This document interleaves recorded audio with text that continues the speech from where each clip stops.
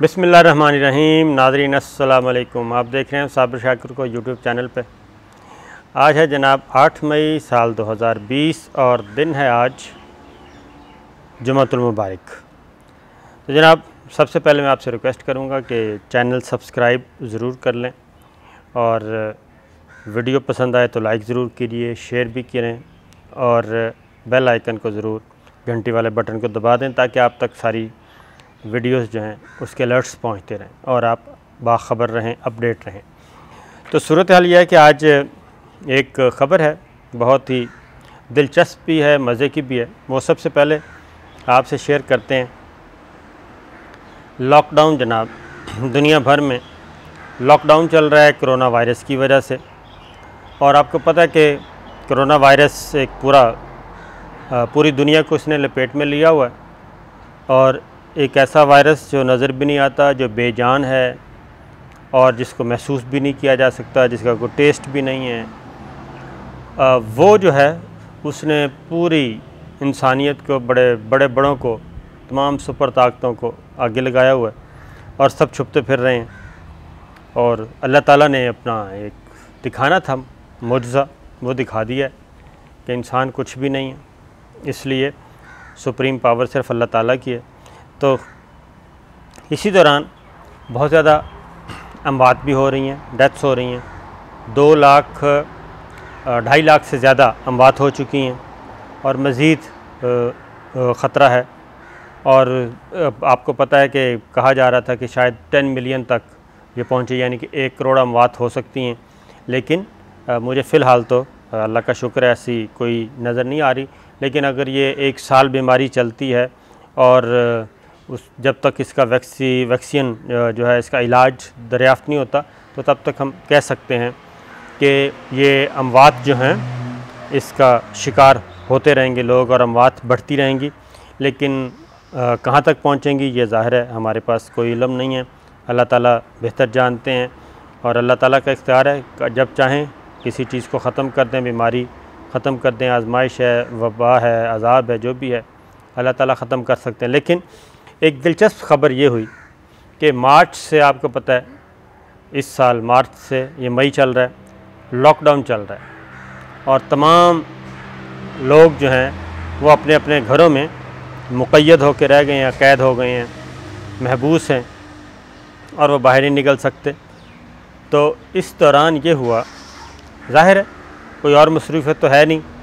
पहले तो आपको पता है तमाम छोटे बड़े हर तबके के, खा उसमें अमीर हैं, गरीब हैं, मुतवसत तबके के हैं, दरमियाने दर्जे के हैं, सफ़ेद पोश हैं, कोई भी, तमाम के तमाम तबके जो हैं वो अपने अपने कामों में मसरूफ़ रहते हैं, काम करते हैं, मामूलाती ज़िंदगी चलता रहता है। लेकिन एक रिसर्च हुई है जी, तहक़ीक़, और उस तहक़ीक़ के नतीजे में ये बात सामने आई है कि लॉकडाउन के नतीजे में एक प्लस पॉइंट कह लें आप कि बच्चों की पैदाइश जो है वो ज़्यादा होगी मार्च से लेके दिसंबर तक, यानी कि अभी आने वाले दिनों में, और इस साल के आखिर तक ये जो तादाद है ये हो जाएगी 11 करोड़ 60 लाख, तकरीबन 12 करोड़ बच्चे पैदा होंगे। और उसकी रीज़न ज़ाहिर है, उसकी रीज़न यही है कि जनाब कोई और मामूलात ज़िंदगी थे नहीं, तो ये काम हुआ। उसमें ख़ास तौर पे मैं आपको बताऊं कि ये रिसर्च बाकायदा छाया हो चुकी है और क्योंकि कोविड-19 के हवाले से आलमी इदारा जो है यूनिसेफ, उसने ख़बरदार किया है कि जो पहले, ये भी एक खौफनाक ख़बर है, मैं आपको बता रहा हूँ, बड़े अलार्मिंग फिगर हैं कि तकरीबन जनाब साल भर में 28 लाख ख़वातीन और बच्चे ये प्रेगनेंसी के दौरान उनकी वफ़ात होती है, 28 लाख। और ये तादाद अब बढ़ जाएगी, बढ़ने का ख़दशा है, क्योंकि वो कहते हैं जो माएँ हैं उन तक तो असरात शायद ना पहुँचें, लेकिन जो बच्चे आएंगे उन तक ये असरात हो सकते हैं, वो मुतासर हो सकते हैं कोविड-19 से, तो ये तादाद बढ़ सकती है। तो इस वक्त जो यूनिसेफ का अदाद शुमार हैं उसके मुताबिक हर 11 सेकंड के बाद जच्चा बच्चा एक वफ़ात हो रही है जी, एक वफ़ात। और यानी 2 मिनट में 11 सेकंड में एक और 2 मिनट में तकरीबन 11 जच्चा बच्चा जो हैं वो 2 मिनट में पूरी दुनिया भर में ये फ़िगर है उसमें वफ़ात पा जाते हैं। तो ये है।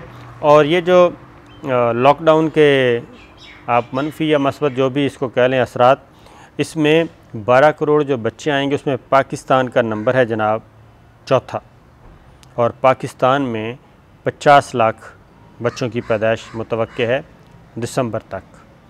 और भारत नंबर 1 पे है, 2 करोड़ 1 लाख बच्चों की पैदाइश मुतवक्के है। चीन दूसरे नंबर पे है, 1 करोड़ 35 लाख बच्चों की पैदाइश मुतवक्के है।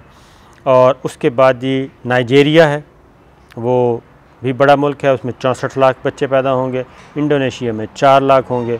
और अमेरिका में भी ये लॉकडाउन के जो असरात हैं गैर मामूली तौर पे, वहाँ पे भी बच्चों की पैदाइश ज़्यादा होगी, क्योंकि ज़ाहिर है सब अपने अपने घरों में हैं। तो ये मैंने कहा कि आपसे एक दिलचस्प ख़बर है, शेयर करेंगे। देखें, जहाँ दुनिया से रुखसत हो रहे हैं उससे कहीं ज़्यादा तादाद में नई जो है तख्लीक हो रही है, बच्चे मज़ीद आएंगे। और पिछले साल की निस्बत जो यूनिसेफ ने अदाद शुमार दी हैं, पिछले साल की निस्बत इस साल उन दिनों में यानी कि दिसंबर और आखिरी महीना जो है अगले साल का पहला महीना जनवरी, वहाँ तक ये तादाद तकरीबन 12 करोड़ तक होगी। तो जनाब ये थी एक अच्छी ख़बर थी, मैंने कहा आपसे शेयर कर लूँ, दिलचस्प ख़बर थी। आगे चलते हैं कि sugar mills association, sugar crisis, sugar mafia के ख़िलाफ़ तहकीकात चल रही हैं, आटा गंदम इनके ख़िलाफ़। और इनमें सिंध में जो गंदम स्कैंडल था उसमें 10 अरब रुपए की रिकवरी भी हो चुकी है। तो अब एक और चीज़ सामने आई है, शुगर मिल्स एसोसिएशन, लगता है मुझे शुगर मिल्स जो ओनर्स हैं जो इस तहकीकाती रिपोर्ट की जद में आए हुए हैं, एसोसिएशन की बात नहीं कर रहा, जो इसकी जद में आए हुए हैं, वो मेरा ख़्याल है मुसलसल मुश्किलात का शिकार आने वाले दिनों में होंगे।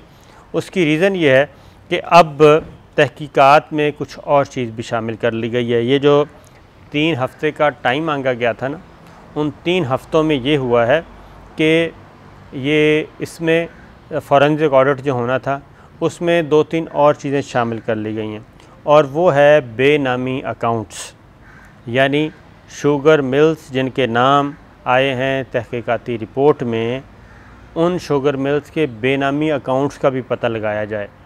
और बेनामी अकाउंट्स का पता इसलिए लगाया जाना क्योंकि उन्होंने कहा कि जो अभी तक इनिशियल इन्वेस्टिगेशन है उसमें उन्होंने कहा कि ये कम बेश वही मॉडल है जो ओमनी ग्रुप का था।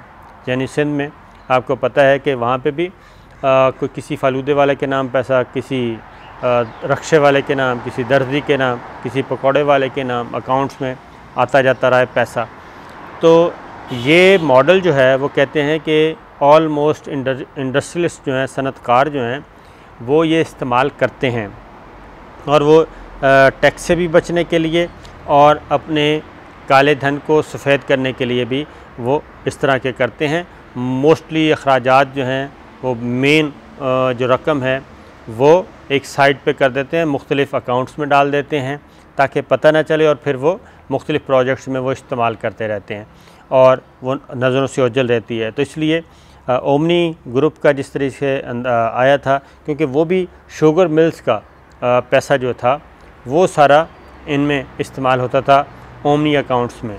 तो ये चीज़ अब इधर भी हो गई है, जो क्राइसिस यहाँ पे जो स्कैंडल आया था सामने।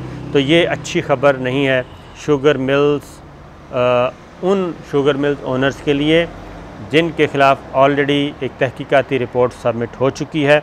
अब उनके बेनामी अकाउंट्स का भी सुराग लगाया जा रहा है, और हमारी जो इत्तलात हैं उसमें काफ़ी हद तक कामयाबी भी हुई है, क्योंकि बहुत सारे ऐसे अकाउंट्स हैं जो कि शुगर मिल्स के तो नहीं हैं लेकिन उसमें भारी रकम पाई गई हैं। तो जनाब ये थी एक बड़ी ख़बर कहना चाहिए अच्छी खबर ये हुई है। एक और ख़बर मैं आपसे शेयर कर दूं जाते जाते, वो है चौधरी बिरादरान। आपको पता है कि चौधरी बिरादरान एक्टिव हुए और अचानक एक्टिव हो गए थे। ये कोरोना का जो मसला पैदा हुआ और जब आर्मी बुलाई गई 245 के तहत, तो ऐसे महसूस हुआ जैसे वज़ीर-ए-आज़म इमरान खान की भी छुट्टी होने वाली है, बुज़दार साहब की छुट्टी होने वाली है। ये सारी कुछ ना कुछ इस तरह के सोशल मीडिया पे कुछ खबरें भी आईं जो कि हमने बताया था सही नहीं है। तो इसी दौरान आपको पता है कि चौधरी शुजात साहब और परवेज़ साहब ये गए हुए हैं चौधरी बिरादरान इस्लामाबाद लाहौर हाई कोर्ट में, और इनको अब पता नहीं सही था या सच था, किसी ने बता दिया कि जनाब आपका भी नैब ने खाता खोल लिया है और मोनो सलाही की गिरफ़्तारी भी हो सकती है। ये किसी मुखबर ने मुखबरी कर दी, जिसके बाद ताने बाने चौधरी बिरादरान, आपको पता है स्मार्ट लोग हैं, तेज़ हैं, जब ताने बाने चेक किए गए तो चौधरी साहिबान को भी स्मेल आई कि बिल्कुल ऐसा है। उस पे फिर आजकल आपको पता है कि दोबारा चौधरी बिरादरान जो है पाकिस्तान मुस्लिम लीग काफ थोड़ी सी दूर है, और तारिक बशीर चीमा साहब ने आके कह भी दिया अब तो ऑन द रिकॉर्ड कि लगता है कि वज़ीर-ए-आज़म इमरान खान का जी हमसे भर चुका है। तो जनाब फ़िलहाल चौधरी साहिबान के लिए अच्छी खबर ये है कि नैब ने भी वाज़े कर दिया कि जनाब हम कोई काम नहीं कर रहे, कोई इंक्वायरी नहीं कर रहे, कोई इसमें ख़बरों में कोई सदाकत नहीं है। और दूसरा मुनस इलाही की गिरफ़्तारी होते होते होते होते रह गई, और क्यों रह गई ये इंशाअल्लाह हम आपको फिर किसी वक्त बताएंगे, लेकिन ये काम होने वाला था। लेकिन एक बात ज़हन में रखें कि ईद के बाद भल सफाई होनी है अच्छी खासी।